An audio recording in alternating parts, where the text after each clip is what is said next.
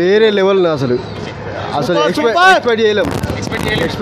Background music ఎట్లా ఉంది? Super అదిరిపోయింది అనుకో. ఎక్కడన్నా కొంచెం బోర్ ఫీలింగ్ బోరింగ్ ఏం లేదు. సెకండ్ హాఫ్ అయితే అసలు వేరే లెవెల్ బాగుంది. అంటే లైక్ ప్రభాస్కి బాహుబలి తర్వాత ఇంకొకటి అట్లాంటిది అని చెప్పొచ్చు. మొత్తం వేరే ఉంటాయి బ్రో, చూస్తే పిచ్చోళ్ళు అవుతారు అందరు. ప్రభాస్కి ఎట్లా ఉన్నాయి ఫైట్స్? అవన్నీ నువ్వు సినిమాలో చూడాలి బ్రో. నువ్వు సినిమాలో చూస్తే మాత్రం పిచ్చిలు ఎత్తది నీకు.